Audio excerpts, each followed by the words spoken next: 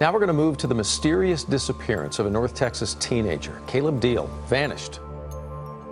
Well, today, new search efforts started for a child reported missing in San Antonio back in 2021. This morning, crews searched an area behind an apartment complex. Thank you for joining us. I'm Marnie Hughes, and this is Missing on News Nation. Each week, we cover missing person cases from across the country, no matter their race, religion, background, or circumstances. Segundo o Departamento de Justiça americano, nos Estados Unidos da América, em média, desaparecem mais de 600 mil pessoas todos os anos. No entanto, a maioria desses casos são resolvidos rapidamente. Mas hoje, vamos mostrar um dos casos de desaparecimento mais surpreendentes e absurdos que aconteceu até agora. Todo o acontecimento gira em torno de Nicholas Barclay. É um caso muito particular, com muitas reviravoltas e muitos mistérios envolvidos. E aí, meus curiosos e curiosas, estão prontos para saber mais sobre esse caso inacreditável? Bora lá que eu conto depois da vinheta, do seu like e da sua inscrição.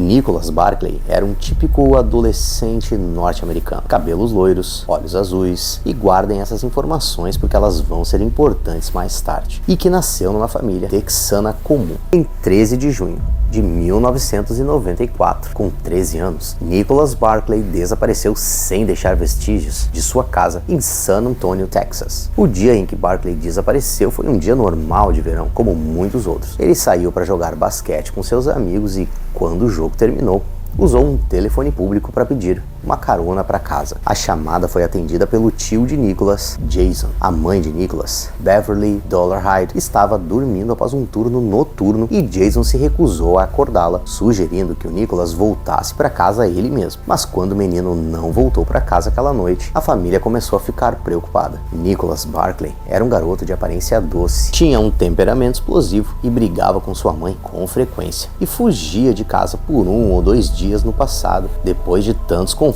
com a mãe. Portanto, inicialmente, as autoridades pensaram que ele havia fugido por conta própria, porque já possuía um histórico de ter saído de casa no passado. No entanto, com o passar dos dias, ficou claro que algo mais inquietante estava por vir. O tempo foi passando e, apesar de todos os esforços da polícia local, nenhuma pista ou informação sobre o desaparecimento de Nicholas foi achada. Vizinhos, amigos, colegas de aula foram interrogados e o resultado era sempre o mesmo: nada. A família já havia começado a desistir de buscar o adolescente, e assim 3 anos se passaram sem nenhuma pista do que havia acontecido com o garoto. Um dia, policiais americanos receberam uma ligação da Espanha. De acordo com a pessoa que ligou, parecia que o desaparecido adolescente do Texas, Nicholas Barclay, tinha finalmente sido localizado a milhares de quilômetros da sua casa. Pelo que ele havia explicado, um menino que parecia ter cerca de 16 anos foi encontrado perdido e amedrontado, aninhado em uma cabine telefônica. O menino havia sido levado para o abrigo para jovens, mas parecia que ele havia passado por algo surreal. Para o espanto de quem o encontrou, o menino disse que foi sequestrado em seu bairro de infância e levado para a Europa, onde sofreu abusos de uma quadrilha de tráfico de seres humanos antes de finalmente escapar e fugir para um local seguro. A família do nativo do Texas foi notificada, mas enquanto as emoções corriam, ninguém estava preparado para o que viria. A família Barclay estava numa mistura de surpresa com alegria, um alívio ao saber que Nicholas estava vivo, mas um aperto no coração pelo que ele contou que havia passado. A irmã de Nicholas Barclay, Carrie Gibson, nunca tinha voado antes e imediatamente voou para a Espanha para confirmar se ele era realmente seu irmão. Mas conseguindo conter a expectativa, Carrie encontrou o menino timidamente esperando envolto em um lençol e um boné de beisebol. Sem um momento de hesitação, Carrie imediatamente jogou os braços ao redor dele e confirmou, para o alívio de todos, que ele era de fato o seu irmão desaparecido. Enquanto Carrie Gibson se sentava com seu irmão recém-encontrado e examinava as fotos de família, ficou claro que sua memória não estava totalmente intacta. Sim, a do garoto. Mas considerando tudo que ele passou, não era tão incomum. Os irmãos obtêm um novo passaporte emitido em nome de Nicholas e voltam para sua casa. Toda a família de Barkley, exceto Jason, reuniu-se animadamente no aeroporto e o recebeu de braços abertos em um encontro há muito tempo aguardado. Quando a família começou a se reinstalar, pessoas de fora começaram a perceber que algo não parecia certo. Quando criança, Nicholas Barkley tinha olhos azuis, cabelo loiro e uma lacuna entre os dentes da frente. Ele também tinha várias tatuagens distintas em seu corpo, incluindo um J em seu ombro esquerdo, uma cruz entre sua mão direita e um L e N em seu tornozelo esquerdo externo. O menino, que agora havia voltado, não se parecia totalmente com aquele que havia desaparecido anos atrás, apesar de ter a mesma lacuna entre os dentes da frente. Embora alguns atributos físicos certamente mudem com a idade, o Nick que voltou tinha cabelos e olhos mais escuros. Mas havia algo que não fazia sentido. Além de parecer diferente, o menino que voltou também falava no que parecia ser um sotaque francês. Ele atribuiu isso a uma maneira de falar que adquiriu durante os anos que passou na Europa, durante os quais disse que seus captores o proibiam de falar inglês. Nicholas lentamente foi se adaptando à nova vida depois de voltar para casa. E ele estava matriculado no ensino médio e parecia estar se reajustando à vida com sua família. E embora ele não se parecesse ou agisse tanto como o jovem Nicholas, antes de desaparecer, a família Barkley insistiu que todas essas mudanças poderiam ser explicadas por seu trauma, mas essas mudanças não passariam desapercebidas por uma pessoa em específico. A família tentou proteger a informação de volta de Nicholas de todas as formas, mas a notícia se espalhou. Uma equipe de televisão conseguiu uma entrevista com Nicholas para uma entrevista na casa de Barkley. Foi durante aquela gravação para o programa de TV Hard Copy que Parker percebeu algo que o deixou arrepiado. O detetive particular Charles Parker observava atentamente a pessoa entrevistada quando notou uma foto antiga de Nicholas Barkley, de quando ele tinha 13 anos. Embora Parker tivesse inicialmente descartado a elaborada história de sequestro, sua observação astuta rapidamente fez ele mudar de ideia. Enquanto o investigador particular olhava para a foto antiga de Nicholas e o atual entrevistador que dizia que ele era Nicholas, ele não pôde evitar a sensação de aperto no estômago quando percebeu a diferença de uma característica específica do garoto. Abre aspas, foque nas orelhas dele, disse Charles Parker ao cinegrafista. O detetive ficou atordoado. As orelhas desta pessoa não eram nada iguais às do menino que havia desaparecido. Parker soube imediatamente, já que as orelhas são o que define uma característica física que não muda com o tempo. Isso justamente com as mudanças estranhas no cabelo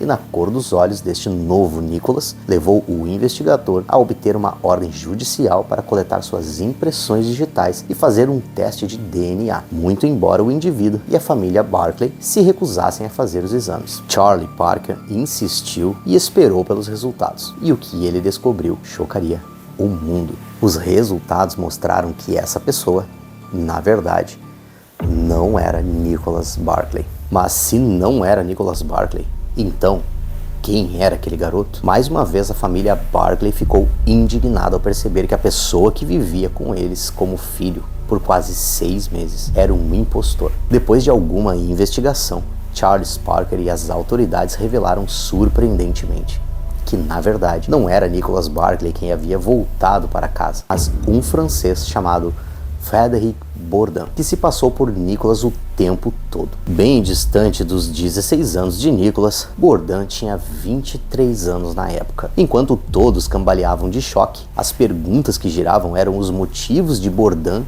e como ele poderia ter convencido os Barkleys de que era filho deles. De acordo com seu relato, Frédéric Bourdin ouvia falar do desaparecimento do adolescente americano quando teve a ideia de viver, sob o pretexto de que um segurança mencionou que os dois eram parecidos. Bourdin montou a charada depois de reunir o máximo de informações que pôde sobre o caso e ajustar sua aparência para parecer mais jovem. De modo incrível, o impostor acabou morando com os Barkleys por quase 6 meses antes de seu disfarce ser descoberto e seu esquema ser revelado. Ainda assim, Muitas pessoas se perguntaram como a família de Nicholas Barclay pôde ser tão facilmente enganada. Uma vez capturado, Frederick Bourdin fez uma afirmação chocante sobre o porquê da família de Barclay tê-lo aceitado tão abertamente. Embora agora fosse difícil confiar na palavra de Frederick Bourdin após seu baile de máscaras inacreditável, nem todos rejeitaram quando Bourdin afirmou que a família sabia o tempo todo que ele não era Nicholas Barclay e tinha um motivo sinistro para concordar. Embora sua versão dos eventos não fosse necessariamente confiável, Bourdin acusou a família de Nicholas Barclay de saber que um de seus parentes havia matado o menino e eles estavam, portanto, tentando encobrir esse suposto segredo. O inspetor Charlie Parker queria examinar a possibilidade de um crime no desaparecimento do verdadeiro Nicholas Barclay. Ele assumiu a responsabilidade de questionar mais a família de Nicholas e, em particular, seu tio Jason. No entanto, poucos dias depois que Parker começou a perseguir Jason, ele morreu repentinamente de uma overdose de drogas. Mas e o que aconteceu com o falso Nicholas? Depois de se declarar culpado de fraude de passaporte e perjúrio, Frederick Bourdin foi condenado em 1998 a 6 anos de prisão, mais de 3 vezes a punição sugerida, devido ao dano que causou à família de Nicholas Barclay. Em 2003, Frederick Bourdin assumiu ainda outra identidade de um menino desaparecido. Dessa vez era Léo Bailey, de 14 anos, que havia desaparecido cerca de 7 anos antes. Bourdin tinha quase 30 anos nessa época, e embora os testes de DNA tenham provado que ele não era Bailey, ele não parou por aí. Em 2004, Bourdin se fez passar pelo adolescente espanhol Rubén Sánchez Espinosa, alegando que sua mãe foi morta em um ataque em Madrid. A polícia acabou descobrindo a fraude e o deportou para a França, onde tentou se passar por Francisco Hernández Fernández, órfão espanhol de 15 anos. Conhecido pelo apelido de O Camaleão, Bourdin supostamente usou 40 identidades falsas antes do caso Nicholas Barclay e usou 500 ao longo de sua vida. O elaborado vigarista era procurado pela Interpol antes de se passar por Barclay ilegalmente e iludir as autoridades e a família do próprio menino. Em meados dos anos 2000, porém, ele surpreendeu a todos com sua transformação mais dramática até então. Para a surpresa de quem acompanhava sua história, o homem conhecido como O Camaleão se casou com uma francesa chamada Isabelle em 2007. E o casal acabou tendo 5 filhos. Com seu novo papel de pai e marido, ele afirmou que, abre aspas, nunca mais se faria passar por ninguém. O caso do desaparecimento de Nicholas Barclay ainda se encontra sem solução. Apesar de todo o burburinho da mídia que aconteceu depois que houve a reviravolta com o farsante, a situação da investigação do sumiço de Nicholas Barclay foi dado como encerrado por falta de pistas que levassem a uma resolução, seja ela qual fosse e o que tivesse acontecido. Mas o que mais impressiona nesse caso foi a maneira que um impostor tomou o lugar de uma pessoa benquista numa família. Se um lado a esperança por uma resposta cegou a todos, por outro, o lado maquiavélico de uma pessoa usou da fragilidade familiar, algo completamente absurdo e sem coração para quem amava Nicholas. Uma coisa é certa nesse caso, nem mesmo Hollywood poderia ter criado um roteiro com tantas reviravoltas e com tanto mistério. E vocês, curiosos, o que acharam desse vídeo? É realmente de explodir cabeças. Se você gostou, deixa o seu like, se inscreva no canal, ative o sininho e recomende esse vídeo para outras pessoas. Isso ajuda muito o nosso canal e a nossa família a crescer. Nosso muito obrigado e até o próximo vídeo. I'm not evil.